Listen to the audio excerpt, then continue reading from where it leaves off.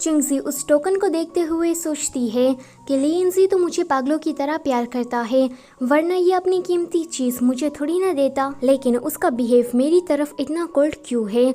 वहाँ से एक लड़की गुजरती है तो चिंगजी उसके पीछे जाती है।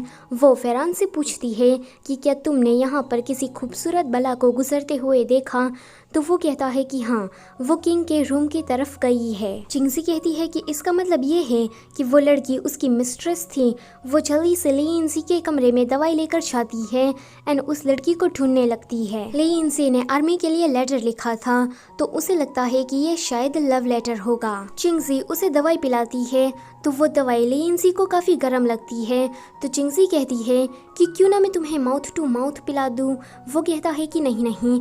चिंगजी की नजर तभी ही एक कड़े पर जाती है तो लिएनजी कहता है कि ये मेरा नहीं है, यहाँ पर जो पहले रहता होगा उसका होगा। चिंगजी को रात में भी चैन नहीं पड़ता, इसलिए वो फेरान के साथ मिलकर लिएनजी पर दूर से ही नजर रख रही थी। लिएनजी बाहर उस लड़की को लेटर देने के लिए जाता है तो चिंगजी कहती है कि ये उसे लव लेटर दे रहा है।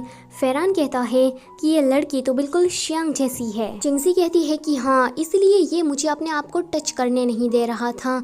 फेरान कहता है कि उसके पास मैं तो था, अब क्या उसे और ज्यादा चाहिए। चिंगजी कहती है कि वो दोनों मेरी नाक के नीचे डेटिंग करते रहे और मुझे कुछ पता भी नहीं चला। फेरान को तो शियांग पर इतना ज्यादा गुस्सा आता है कि वो कहता है कि मैं अभी चाहता हूँ और उस शियांग के बाल खींच कर यहाँ लाता हूँ। चिंगजी कहती है कि तुम उतावले मत बनो, हमें थोड़ा सहन करना होगा।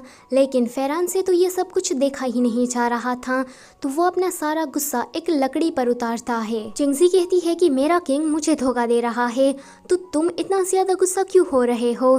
तो वो कहता है कि मैं आपके लिए गुस्सा हो रहा हूँ। आगे वो दोनों उस लड़की को दूर से देख रहे थे।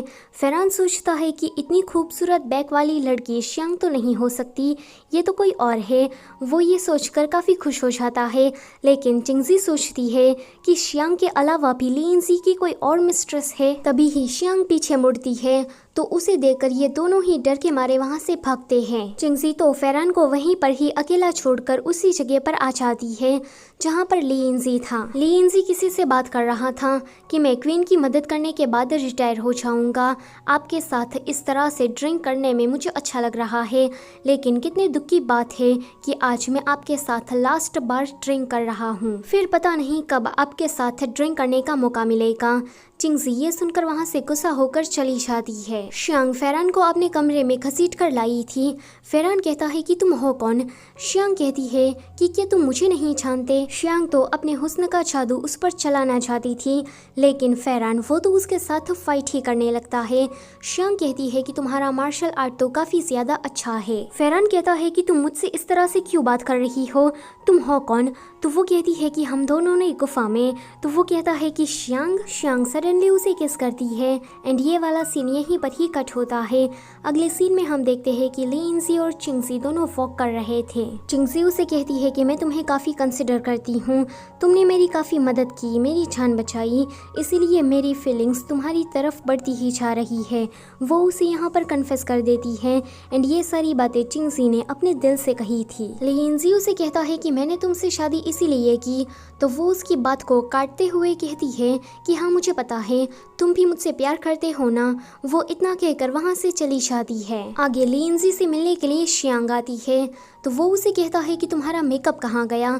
तो वो कहती है कि मैं बचपन से ही रफ गर्ल हूँ, तो मुझ पर ये मेकअप वेकअप सूट नहीं करता, मैं ऐसे ही ठीक हूँ। लिएनजी कहता है कि तुमसे ये किसने कह दिया, हमारी आर्मी में तो सभी को लगता है कि तुम ब्यूटीफुल हो।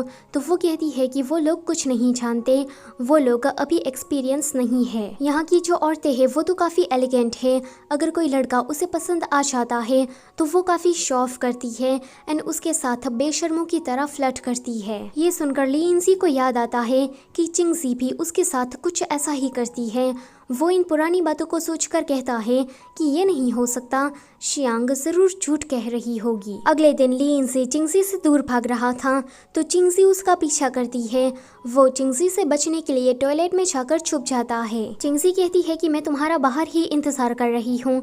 तभी ही वहाँ पर फेरान आता है। वो कहता है कि मुझे जल्दी ही इमरजेंसी में जाना है। जैसे ही वो टॉयलेट का दरवाजा खुलता है तो वहाँ पर लिएनजी नहीं था।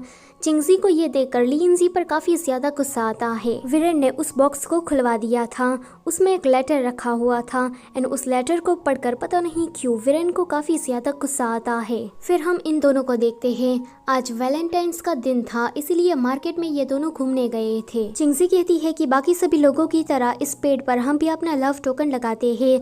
जब वो टोकन लेकर वापस आ रही थी तो वो देखती है कि लिंजी पर तो हमला होने वाला है। वो ये तीर अपने ऊपर ले लेती है। उसके बाद तो लिंजी के सोल्जर्स और प्राइम मिनिस्टर के लोगों के बीच में फाइट शुरू हो जाती है। लिंजी को लगता है कि चिंगजी मर चुकी है, लेकिन वो तो जिंदा थी, उसने पहले से ही प्रोटेक्शन वेस्ट को ले लिया था। लिंजी को ये देखकर गुस्सा आता है। वो कहता है कि ये कितना डेंजरस था तुम्हें पता है, फिर भी तुम्हें यहाँ पर मजाक करने की सोच रही है। शांग आकर कहती है कि प्राइम मिनिस्टर पकड़े गए हैं तो आप लोग यहाँ से निकलिए। जाने से पहले चिंगजी के हाथ में जो लव नोट था उसे लिंजी पेड़ पर लटका देता है। चिंगजी और फेरान दोनों को कुछ भी समझ में नहीं आ रहा था कि उन दोनों के साथ अभी अभी क्या हुआ। तभी ही शांग आकर चिंगजी से कहती है कि आपके हार्श गवर्नमेंट की वजह से कुछ लोग ऑफेंड है और आपको मारने की कोशिश कर रहे थे, लेकिन आप चिंता मत करिए, अब सिचुएशन अंडर कंट्रोल है। अगले सीन में एक रेफ्यूजी जनरल से कह रहा था कि हमारे फील्ड में प्लेग रोग फैल गया है,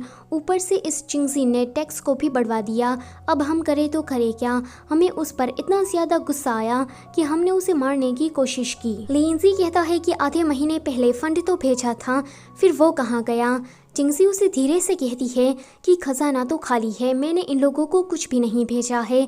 तो लिंजी कहता है कि किडनैपिंग के पैसे मैंने इन लोगों को दे दिए। चिंगजी फेरान से कहती है कि वो बॉक्स कहाँ गया, तो फेरान कहता है कि मुझे नहीं पता, वो कहीं खो गया है। लिंजी अब सभी लोगों के सामने उन दोनों रेफ्यूजी को काफी ज्यादा डराता है, तो उसमें से एक वाला सच कह देता है कि हमें चिंगजी से कोई प्रॉब्लम नहीं है, ये तो हमें प्राइम मिनिस्टर ने ये सब कुछ कहने को कहा था, इसलिए हमने ऐसा किया। लिंजी उन दोनों को ही जेल में बंद कर देता है।